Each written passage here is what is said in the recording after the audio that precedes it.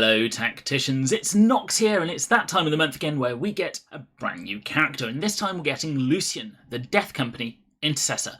But just before I go into all of his details, I just want to say my quick thank yous, and today they go to 04 Soyan, Jade Dorian, Galvi, and Reclusiarch Whelp. All of you have used my friend code, and it is very much appreciated, as it really does help me out. So, thank you once again. And now on to Lucien. The first thing is, he's obviously a Blood Angel, and he has Rapid Assault. That means he has movement 4 until he gets into combat for the first time.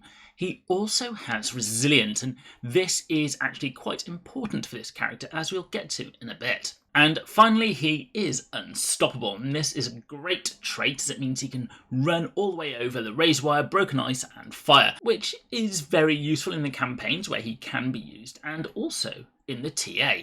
Now that we've had a look at his traits, let's have a look at his skills. Here we have Lucien at the various breakpoints, and it's worthwhile noticing that his attacks are physical and blast, which haven't got the highest pierce ratio, but there is a way that he can get around that and does become a bit more dangerous. But let's have a look at his active first, the Black Rage. If Lucien has not moved, he is set to 40% health at the beginning, and that increases up to 50% health at later levels. He then immediately charges a targeted enemy in movement range and performs a normal melee attack. For this attack, and until the end of the battle, Lucien now has +1 movement, so he's always going to be running 4, and deals additional damage when charging, so when he comes into contact with a new enemy. However, additionally, Lucien can no longer be controlled for the rest of the battle, so you trigger is active, and you're going to have to trust the AI to do the best with him. You could view this Black Rage also as a heal button. He does have resilience, so if you're on 1 health, he's going to die anyway. Trigger the Black Rage, regain some health, and, well, see what he can do. On top of that, his passive is actually quite cool. He has Visions of Heresy.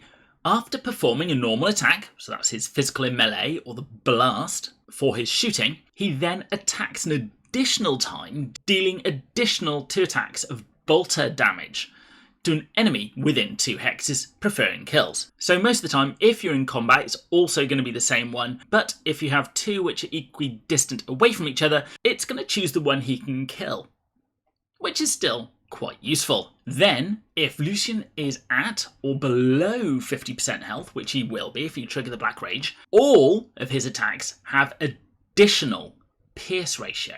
And here it's quite important to note that physical damage scales quite a lot, and normally with only 1% pierce ratio, a lot of it can be blocked by armour. However, at level 44, it gets an additional 20% pierce ratio. So that high scaling physical damage has now got a pierce ratio of 21%, and this is probably what's going to turn this character into an absolute monster. But anyway, let's have a look at him in action.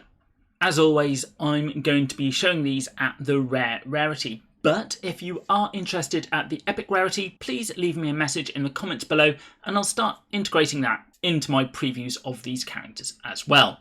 But for now, we're at rare, and we've got to do the check. Can he survive a shot from Calandis? There was a crit. He's not very healthy, but I guess that is where you can start using the Black Rage. You can heal him up, and he'll charge in. However, if we do that now, and say choose Calandis, he'll probably end up dying. Like that. So he doesn't really stand up to Calandis, but let's be honest, Calandis isn't really that much in the meta anymore in the TA. So how does he fare against really tough units, such as Maladus here? Well, the damage isn't great, but at least you get those extra 2 shots. So if you've got a way of buffing him, like having Marnius maybe, or Eldrian, those 6 attacks that you have, the 4 from the close combat and the 2 additional from the bolter, are going to benefit. One thing to note here is with the Visions of Heresy, you can't choose someone you're already in combat with. You have to choose someone who's away, because it actually mentions he immediately charges a targeted enemy, and you can't charge someone you're in combat with already. If we were to move Mephiston and switch places, Can we then charge? So it looks like once you've switched places with Mephiston, you also can't execute, because that switch counts as a type of movement, even though Lucien here can still move in to combat with this guy here. So let us trigger the Black Rage, and you'll see his health gets reduced as he charges in to hit Marnius. And I forgot about Calandis there, but we now have no control over him, so let's see what he can do on his 1 health that he has left.